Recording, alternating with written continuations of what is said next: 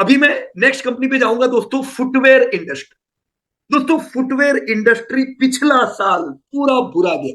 आप लोगों ने देखा पिछले साल प्रॉफिट धराशायी हुए थे, ये साल धंधे धराशायी है। तो सेल्स इस बार दोस्तों आपको सपोर्ट नहीं दे रहे, राइट। बाकी दूसरी कुछ ऐसी इंडस्ट्री है चैलेंजिंग मोड से गुजर रही है, वैसा ही हाल फुटवेयर का है क्या? तो फुटवेयर में क्या करें, चलो फुटवेयर के बारे में हम जानकारी लेंगे राजकोट के दोस्तों अशोक सोनागरा जी से, जो हेल्थ केयर इंडस्ट्री में जॉब करते हैं और उसके साथ एज ए इन्वेस्टर दोस्तों रिसर्च भी करते हैं। तो उनका रिसर्च हमारे साथ शेयर करेंगे। Let me welcome, help me welcome Ashok Sunagara. Welcome Ashok भाई। Thank you sir. तो दोस्तों, आज हम जिस कंपनी के बारे में बात करने वाले हैं वो एक कंज्यूमर डिस्क्रिप्शनरी इंडस्ट्रीज की एक कंज्यूमर ड्यूरेबल की कंपनी है दोस्तों। तो कंज्यूमर ड्यूरेबल की जो फुटवेयर इंडस्ट्री है उसके बारे में आज बात करने वाले हैं। उसके 9 मंथ का जो रिजल्ट आ गया है दोस्तों, पिछले 2-3 क्वार्टर से हम देख रहे हैं कि ये इंडस्ट्रीज में बिल्कुल ही ग्रोथ नहीं आ रहा है। तो उसकी वजह क्या है और वो किस वजह से इसमें ग्रोथ नहीं आ रहा है, वो मूव नहीं कर रही है। लोग मुझे पूछते हैं कि अशोक भाई, आपने बोला था रिलैक्सो तो बहुत अच्छी कंपनी है, लेकिन अभी तो उस पर कुछ मूवमेंट नहीं आ रही है। तो चलो देखते हैं कि उसकी वजह क्या है। तो हम आगे देखते हैं। यस, सबसे पहले देखिए दोस्तों, फुटवेयर इंडस्ट्रीज है, उसमें दो मेन पोर्शन होता है, एक ऑर्गेनाइज और एक अनऑर्गेनाइज। हमारे इंडिया के अंदर इस जो फुटवेयर इंडस्ट्री है उसका सबसे बड़ा जो पोर्शन आता है अनऑर्गेनाइज से आता है, क्योंकि लोग ब्रांड में पहले बहुत इतना विश्वास नहीं करते, वो लोकल लोकल ब्रांड को परचेस करते हैं। इसीलिए मैक्सिमम जो उसका ग्रोथ, मतलब उसकी जो पार्टिसिपेंट है वो अभी अगर हम देखें 2020 के अंदर हम देखते हैं तो 69% का अनऑर्गेनाइज से उसको मिल रहा था और 31% का जो पार्टिसिपेशन है वो ऑर्गेनाइज से था। लेकिन आने वाले समय में हम उम्मीद करते हैं कि 62% का जो है वो अनऑर्गेनाइज का सेक्शन रहेगा और 38% का जो कंट्रीब्यूशन ऑर्गेनाइज करेगा। इसकी वजह क्या है कि देखिए दोस्तों, हम जानते हैं अभी जो जीडीपी का डेटा आया, जीडीपी का डेटा जो आया उसमें हम अच्छे ग्रोथ की उम्मीद करते हैं। तो अच्छा ग्रोथ रहेगा तो पर कैपिटा इनकम भी बढ़ेगा, जैसे कि लोगों की इनकम बढ़ेगी तो वो अनऑर्गेनाइज से ऑर्गेनाइज। और अभी हम देख भी रहे हैं लोग, आजकल की जो युवा पीढ़ी है उसको ब्रांड का बहुत महत्व होता है। वो ब्रांड के लिए बड़े बड़े स्टोर्स थे, अभी तो दोस्तों ऑनलाइन की परचेसिंग आ गई है, कंपटीशन बढ़ गया है। तो लोग अनऑर्गेनाइज से धीरे धीरे शिफ्ट होकर ऑर्गेनाइज की ओर बढ़ रहे हैं। तो यहाँ पर अभी देखिए कि 2022 में ये जो फुटवेयर इंडस्ट्री का जो मार्केट है, 93,000 करोड़ का मार्केट है। आने वाले समय में अगर 15% से ये ग्रो करता है तो 1,41,000 करोड़ का मार्केट ये फुटवेयर इंडस्ट्रीज आने वाले समय में हो सकता है, ऐसा यह हमने अनुमान लिया है, ये उसने डेटा से मिला है अनुमान। अब देखिए दोस्तों, यहाँ पर अगर हम वर्ल्ड के अंदर देखें तो वर्ल्ड के अंदर पर कैपिटा के हिसाब से जो एडवांस कंट्री है उसकी एक आदमी के पास 7 पेयर रहती है, मतलब 7 शूज उसके पास रहता है। वर्ल्ड के हिसाब से हमने देखे तो वहां पर 3 उसके पास पर कैपिटा के हिसाब से वो पर्सन के पास 3 पेयर रहती है। लेकिन हमारे इंडिया के अंदर सिर्फ 2 पेयर। तो देखिए, हम कंपेयर करते हैं वर्ल्ड और दूसरी कंट्री पे तो हमारी पॉपुलेशन भी ज्यादा है और पर कैपिटा इनकम भी बढ़ गई है। तो आने वाले समय में पहले देखते हैं कि हमारा जो मॉडल्स थे तो वो 1 या 2 पेड़ के अंदर 2, 3, 4, 10, जब तक वो पूरे घिस न जाए तब तक वो यूज नहीं, दूसरे पेड़ नहीं लेते थे। लेकिन आज की जो युवा पीढ़ी है हर एक के पास 2 से 3 पेड़ रहती है। लेकिन यहाँ पर जो ये 2 पेड़ का जो दिया है तो पर कैपिटा पूरी हमारी जो इंडिया की जो पॉपुलेशन है इसके हिसाब से दिया है। अब देखिए दोस्तों, यहाँ पर जो मैंने डेटा में दिया है कि जो ब्रांड्स है वो अलग इनकम वाले लोग के हिसाब से उसमें कंट्रीब्यूशन देता है। जैसे कि रिच क्लास होते हैं वो नाइक, पूमा और एडिडास जैसी ब्रांड यूज करते हैं। और जो मिडिल और लोअर मिडिल क्लास होते हैं, मिडिल और लोअर मिडिल क्लास, उसके पास एक्शन, लिबर्टी और बाटा जैसी ब्रांड होती है। लोअर मिडिल क्लास और जो नियरेस्ट क्लास वाले हैं, जो लोअर इनकम वाले, तो उसकी पसंद ज्यादातर रिलैक्सो में। तो रिलैक्सो की जो प्रोडक्ट है वो निचले वर्ग को ध्यान में रखते हुए वो बनाती है। तो ये थी फुटवेयर इंडस्ट्रीज का एक आपको विवरण कि भाई फुटवेयर इंडस्ट्रीज क्या है और वो क्या करती है। अब हम देखते हैं फुटवेयर इंडस्ट्रीज के बारे में और आगे देखते हैं। तो यहाँ पर जो देखिए, जो हमारी इंडिया की लिस्टेड फुटवेयर इंडस्ट्रीज है, ये पूरी जो लिस्टेड कंपनियां हैं फुटवेयर की, वो पूरी मिला के उसका जो मार्केट कैप है 87.450 करोड़ का मार्केट कैप है, जिसमें सबसे ज्यादा मेट्रो का ब्रांड 30,000 करोड़ का मार्केट कैप है। दूसरे नंबर पे आते हैं रिलैक्सो, जिसका 21,000 करोड़ का मार्केट कैप है। और तीसरे नंबर पे बाटा इंडिया, ये है 18,000 करोड़ का मार्केट कैप है दोस्तों। इसके बाद छोटी छोटी जो दूसरी कंपनियां हैं, जिसमें कैंपस, खादिम और लिबर्टी जैसी भी कंपनियां हैं।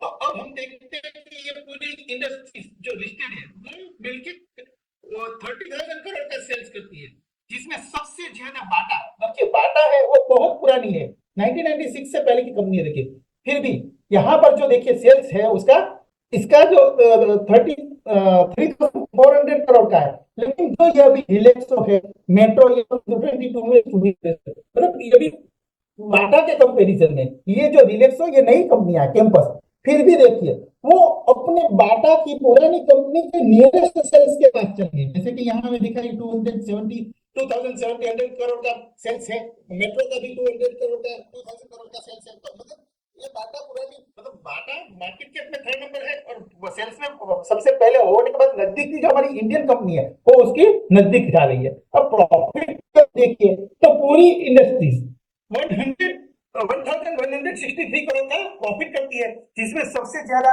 मेट्रो का 365 करोड़ का, बाटा का 323 करोड़ का, और यहाँ पर हमारी जो रिलैक्सो की बात कर रहे हैं वो 154 करोड़ का प्रॉफिट करती है। तो ये है प्रॉफिटेबिलिटी। अब पिछले 5 साल के अगर इतिहास को देखें कि सेल्स कौन सी कंपनी का कितना था, तो पूरी जो लिस्टेड कंपनियां हैं वो पिछले 5 साल में 11% के सेल्स ग्रोथ वाला है।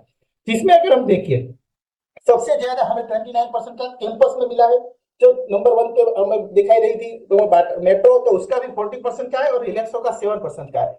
कई बार टिप्स बाजार में घूमती है कि खादिम ले लो, खादिम ले लो, लेकिन देखो दोस्तों पिछले 5 साल से उसका ग्रोथ ही माइनस है। लेकिन फिर भी कुछ लोग टिप्स में हमें खादिम का आपको व्हाट्सएप ग्रुप में भी मिलता है। तो देखो दोस्तों, जो भी लोग यहाँ पर प्रेजेंट है वो उसको ख्याल रखना चाहिए कि वो व्हाट्सएप वाली टिप पे ध्यान नहीं देना है। रियली कौन सी कंपनी क्या सेल्स करती है, क्या प्रॉफिट करती है, और क्वालिटी में भी हमें ध्यान देना है, ये भी बात याद रखना। तो हमारा रिलैक्सो का 5 ईयर्स का सेल 7% का है। अब हम देखते इस क्वार्टर के अंदर कंपनियों का क्या हाल है। तो यहाँ पर हम देखते कि मेट्रो का 50% का ग्रोथ है, हमारा रिलैक्सो, मतलब इससे अभी हम देखते हैं तो मेट्रो भी अच्छी कर रही है, अभी जो लिस्टिंग हुई है और इसका सेल्स ग्रोथ भी अच्छा रहा है यहाँ पर। अब हम देखें इसके अलावा जो दूसरी कंपनियां हैं उसका तो सेल्स ग्रोथ भी माइनस हुआ है, जैसे कि कैंपस है, लिबर्टी। इसके क्वार्टर के अंदर सेल्स ग्रोथ अगले क्वार्टर के मुकाबले गिरा हुआ है। और प्रॉफिटेबिलिटी में देखिए तो हमारी रिलैक्सो की प्रॉफिट 53% का इस क्वार्टर में सबसे अच्छा आया है। तो यहाँ पर हम देखें मेट्रो का भी इस क्वार्टर में 12% से प्रॉफिट ग्रोथ गिरा है। तो ये हम देखते हैं करंट ईयर का। अब देखते हैं सोलवेंसी मामले में हम देखिए दोस्तों, तो यहाँ हमें ये दिखाई देता है कि सबसे पहला पॉइंट आईसीआर, यानी कि इंटरेस्ट कवरेज रेशियो मेट्रो का एक, हमारा रिलैक्सो का 11 है, आईसीआर 11 है। अब देखिए दूसरा पैरामीटर डेब्ट टू इक्विटी, डेब्ट टू इक्विटी रेशियो में हम देखिए तो ये मेट्रो, हाँ, तो अब हम देखते हैं डेब्ट टू इक्विटी। डेब्ट टू इक्विटी के बारे में देखिए तो इंडस्ट्रीज का जो डेब्ट टू इक्विटी रेशियो 0.56 पर है, जबकि मेट्रो का 0.62 और रिलैक्सो का 0.12 है। अब डेट रेशियो की देखिए तो इंडस्ट्री का 0.48 है, मेट्रो का 0.32 है और रिलैक्सो का 0.28 है।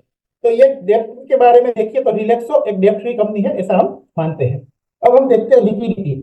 लिक्विडिटी में सबसे पहले देखिए मार्जिन देखिए, यहाँ पर हम लास्ट ईयर का जो मार्जिन देखे तो इंडस्ट्रीज का मार्जिन 1% था, जहां पर हमारा रिलैक्सो का 0.5% था मार्जिन देखिए, और मेट्रो का 17% था। अब 9 मंथ के हम देखते हैं तो 9 मंथ के अंदर इंडस्ट्रीज का 6.4% था, जबकि हमारा रिलैक्सो का भी 6.4% है, जबकि मेट्रो का 15% था। अब हम देखते हैं कि ट्रेड डेज कितने दिन वो उधारी पे देते हैं। तो पूरी इंडस्ट्रीज का अगर हमने निकाला है तो 32 डेज की उधारी होती है इस इंडस्ट्रीज की, जो लिस्टेड कंपनी है उसकी, जबकि रिलैक्सो की 42 डेज की है, जबकि मेट्रो की 22 डेज की। तो यहाँ रिलैक्सो भी अच्छी कंपनी है और मेट्रो भी कंपेरिजन में यहाँ पर हमें दिखाई दे रही है। अब हम देखते हैं करंट रेशियो। करंट रेशियो देखिए इंडस्ट्रीज का 2 है और हमारी जो रिलैक्सो की कंपनी है उसका 2.26 है, जबकि मेट्रो का 3% है, 3 है सॉरी। अब हम देखते हैं profitability, return on equity. Return on equity के बारे में देखिए तो ये इंडस्ट्री के 17% इक्विटी प्रॉफिट 17% के ग्रो किया है, जबकि हमारे जो रिलैक्सो को देखिए तो वो 8% की रिटर्न ऑन इक्विटी है, और जो मेट्रो है ये 21.5% की है। अब रिटर्न ऑन एसेट के बारे में देखिए दोस्तों, तो यहाँ पर 8.6% से ग्रो हुआ है, जबकि हमारा रिलैक्सो को 5.9% और मेट्रो को 11%। सब इंडस्ट्रीज अच्छी तरह से उसने रिटर्न दिया है।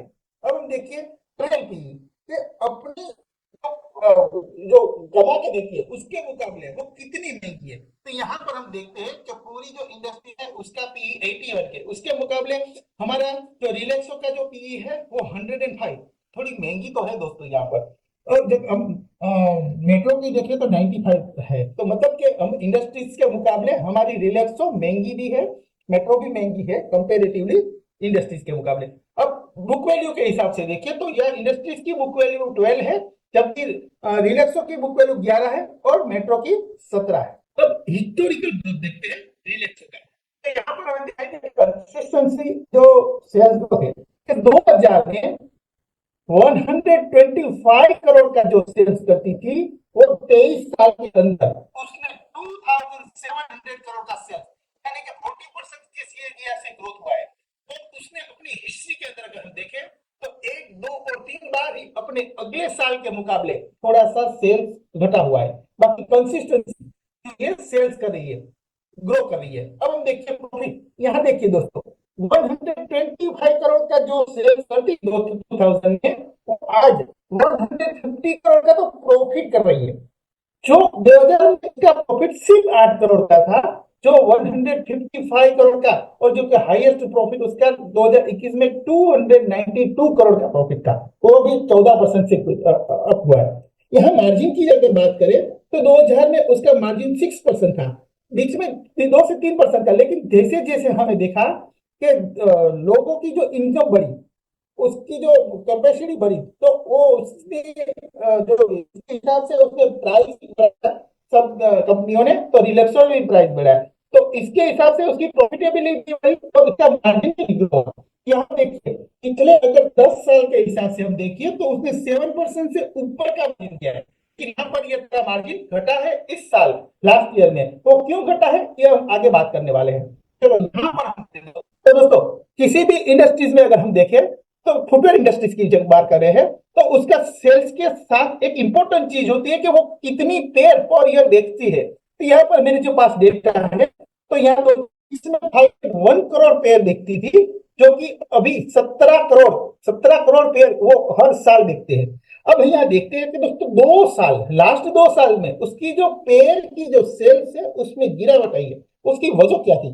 हमें मालूम है कि पिछले 2 से 3 क्वार्टर से महंगाई बहुत बढ़ गई थी, तो उसकी वजह से उसके रॉ मटेरियल कॉस्ट बढ़ गई। यहाँ पर देखिए 2022 में 1300 करोड़ की जो रॉ मटेरियल कॉस्ट थी वो थी, इसके बाद क्वार्टर 1 में 307 करोड़। तो ये रॉ मटेरियल कॉस्ट बढ़ी, इसके लिए उसको एडजस्ट करने के लिए कंपनी प्राइस है, तो जो पेपर एक प्राइस है 150 की जगह 172 किया, तो ये जो प्राइस है क्या उसकी इफेक्ट, उसने जो 75 करोड़ की जो सेल्स थी वो धीरे से घट के 3.8 करोड़, मतलब क्वार्टर 1 में 3.8 करोड़ पे सेल दिखी। फिर दूसरे क्वार्टर में जो उसकी इफेक्ट आई वहां पर भी 7.7 करोड़ की सेल्स दिखी। तो फिर कंपनी ने जब इन्फ्लेशन कंट्रोल में आए तो उसने जो अपने क्वार्टर को देखा कि भाई यहाँ पर उसकी सेल्स कम आ रहे हैं उसके प्राइस के, तो तीसरे और चौथे क्वार्टर में उसने अपने प्राइस उसको रिड्यूस किया, तो उसको तीसरे क्वार्टर में 11.9 करोड़ की बिकी। तो अब ये लास्ट ईयर की थी, तो इस साल अगर हम देखें तो इस साल उसने जो 863 करोड़ का जो मटेरियल कॉस्ट था और उसने अपने प्राइस को रिड्यूस करके जो 161 से घटा के 148 कर दिया, तो इसकी वजह से जो क्वार्टर 1 में 5.1 करोड़ पेयर बिकती थी यहाँ पर पेयर उसकी 40.5 करोड़ बिकी।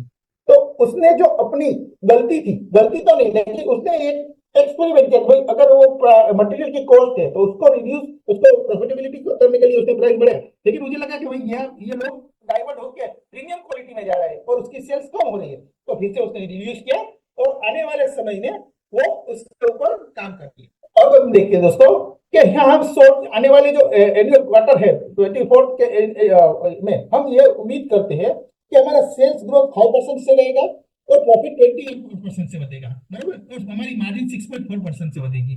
तो इसके हिसाब से हम देखें तो आने वाले समय में हम 248 की फेयर वैल्यू हमें गिनी है, जो कि अपनी रियल प्राइस से बहुत कम है। ठीक है दोस्तों।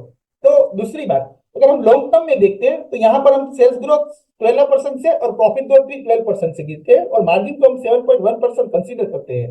तो आने वाले समय में हम लॉन्ग टर्म में 2030 में 5,700 करोड़ का सेल्स और प्रॉफिट 400 करोड़ का ऐसी उम्मीद करते हैं, और 2033 आके हम 10,000 करोड़ का सेल्स और प्रॉफिट 700 करोड़ का आ सकता है ऐसी उम्मीद कर सकते हैं। और दूसरे अगर देखिए हमारी जो पेयर की जो है यहाँ पेयर जो बिक रही है उसमें भी हमने अंदाज लगाया है कि अभी करंट ईयर में 15% से पेयर का ग्रोथ होगा और लॉन्ग टर्म में 6% का। तो यहाँ पर जो हमारा है तो इसके हिसाब से हम आने वाले जो क्वार्टर एनुअल रिजल्ट आएंगे 2024 के, तो हम 19 करोड़ सेल्स पेयर की हम उम्मीद किए हैं और 35 के 35 करोड़ की पेयर बिकेगी ऐसा हमने उम्मीद किया है। और अगर हम देखें तो जो फेयर वैल्यू के हिसाब से यहाँ पर हमने जो डेटा लिया है तो अभी अपनी फेयर वैल्यू से बहुत कम है, क्योंकि यहाँ पर जो कंसिस्टेंसी ग्रोथ नहीं आ रहा है उसका सेल्स में और जो ये प्रॉफिटेबिलिटी, क्योंकि उसका रॉ मटेरियल की कॉस्ट, तो इसी वजह से अभी ये एक शेयर अपनी फेयर वैल्यू से बहुत कम है। और वैसे भी हमें देखा दोस्तों तो पीई भी उसका बहुत महंगा है। तो अब 2033 में हम 960 की फेयर वैल्यू की उम्मीद रखते हैं दोस्तों। अब हम चार्ट लास्ट ईयर का जो ईपीएस था वो 6.2 था और ट्रेल ईपीएस 8.1, यहाँ पी देखिए 137 बहुत महंगा है। यहाँ पर ईपीएस बढ़ने के बावजूद भी अगर देखिए तो पी 100 बहुत महंगा ही है। हेलो, हाँ, तो ये मतलब अपने प्राइस अर्निंग बढ़ने के बावजूद भी ये थोड़ा महंगा है, लेकिन आने वाले हम साल में एनुअल साल में हम 7.5 का ईपीएस रखेंगे और एस्टिमेटेड जो पीई है वो 112 का, तो पीजी पेग रेशियो है यहाँ पर 2 का आया। अब हम चार्ट टेक्निकल चार्ट में देखिए दोस्तों कि पिछले जो क्वार्टर 2 क्वार्टर से जो सेल्स जो प्राइस का हाइक और सेल्स पेयर सेल्स का ग्रोथ डिग्रोथ की वजह से इसकी इफेक्ट हमें उसकी प्राइस में भी दिखाई दी है। तो यहाँ पर देखिए अभी भी कोई ऐसी उम्मीद नहीं रखते हैं कि भाई अभी इसकी तरफ जब तक ये आने वाले 2 क्वार्टर तक उसकी पेयर बिक्री और सेल्स ग्रोथ में कोई अगर इजाफा नहीं होता तब तक ये कंसोलिडेशन जोन में काम करेगा। वैसे हिस्ट्री से हमें ये भी पता चला दोस्तों कंसिस्टेंसी है, प्रॉफिटेबिलिटी है, 125 करोड़ सेल्स जो 2000 करोड़ के सेल्स में आया है, मतलब कंपनी अच्छी है, डेब्ट फ्री कंपनी है। तो इस तरह की इस कंपनी में जो हालात लास्ट क्वार्टर में भी यदि कोई आया तो गिर सकते हैं, इसका हम अनुमान करते हैं। अगर 770 के आसपास आते हैं तो उसमें निवेश करेंगे, एसआईपी करेंगे और आने वाले 1-2 साल में जैसे ही उसका क्वार्टरली सेल्स और पेयर की बिक्री बढ़ेगी तो हम 1300 के जो टारगेट है वो की उम्मीद करेंगे। अभी के हाल ये जो डेटा दिखा है उसके हिसाब से हमने पोर्टफोलियो एलोकेशन 0.75% का रखा है, लेकिन जैसे ही उसमें अगर सेल्स और प्रॉफिटेबिलिटी में अगर कोई सुधार होता है तो हम उसमें प्रॉफिट एलोकेशन ज्यादा करेंगे। और देखिए दोस्तों मैंने बताया था कि बाटा इंडिया बहुत पुरानी कंपनी है, तो यहाँ से हमें दिखाई दे रहा है, फिर भी बाटा की कंपनी पुरानी होने के बावजूद भी हमारी रिलायंस और मेट्रो दोनों उसके शेयर के नजदीक ही काम कर रही है। तो ये हमारी इंडियन कंपनी अच्छा दोनों करी है बताए। मेट्रो अभी 2012 में ही रिलीज हुई लिस्टेड हुई है, फिर भी वो भी बाटा के मुकाबले अच्छा कंपेरिजनली ग्रोथ दिखाई दे रहा है। तो ये मैंने कंपैरिजन के लिए आपके लिए रखा। थैंक यू दोस्तों। एक एजुकेशन पर्पस के लिए मैंने रखा था, ये कोई रिकमेंडेशन और टिप्स नहीं है। तो आपको ये कैसा लगा डेफिनेटली आप कमेंट कीजिए। और thank you very much Ashok भाई। दोस्तों अभी हमने रिलैक्सो का रिजल्ट देखा और साथ में फुटवेयर इंडस्ट्री का हाल देखा। दोस्तों एकदम सिंपल भाषा में समझे तो क्लियर रखो बिल्कुल दिमाग में कि ग्रोथ फुटवेयर में अच्छा देखना है। आने वाले समय में फुटवेयर में हम 12-15% ग्रोथ की उम्मीद रख सकते हैं। 2 साल अच्छे नहीं थे मतलब ये नहीं है कि आने वाले 10 साल बुरे होंगे, राइट। हर इंडस्ट्री में कभी ना कभी साइकिल पूरी आती है, राइट। तो अभी फुटवेयर की जो इंडस्ट्री है वो बुरे समय से गुजर रही है। आपने अभी देखा मेट्रो करेक्शन में है, बाटा करेक्शन में है, बाजार चल रहा है पर फुटवेयर की कंपनियां नहीं चल रही है। सीधा कारण है दोस्तों जैसा अप्रैल में है, अप्रैल की डिक्लाइनर ग्रोथ है, सेल्स ग्रोथ इस साल अच्छे नहीं है। सिमिलर वे में फुटवेयर में दोस्तों ग्रोथ अच्छे नहीं है। अभी आपने प्रीवियसली कजारिया देखी, अंदाजा लगाओ कजारिया जैसे उन लोगों का जो उन लोगों का सबसे बड़ा जो खर्चा है, जैसे गैस 17% से दाम बढ़ा है उसका, पर फिर भी मोरबी के कोई मैन्युफैक्चरर ने दाम बढ़ाए नहीं है। क्यों? इससे समझ में आ जाना चाहिए कि चैलेंज लग रहे हैं, राइट, सेल्स पे इफेक्ट पड़ सकती है। तो यही चीज आपको फुटवेयर में यहाँ पे नजर आई, right. No need to worry. देखो कुछ समय जब तक सेल्स ग्रोथ आता नहीं है, बहुत एग्रेसिव नहीं होने का, शांति रखो। अभी आप लोगों को पीई के बारे में भी अशोक भाई ने बताया, जब आपको पीयर कंपैरिजन सब कंपनी का दिया था दोस्तों, वो पीयर कंपैरिजन से ये समझो कि घटिया से घटिया कंपनी भी 20-25 के पीई पे मिल रही है, समझे? इसका मतलब क्या? अगर आपको बुरे से बुरे कंपनी 20-25 के पीई से मिले तो अच्छी कंपनियां तो 100-100 के पीई पे ही होंगी ना।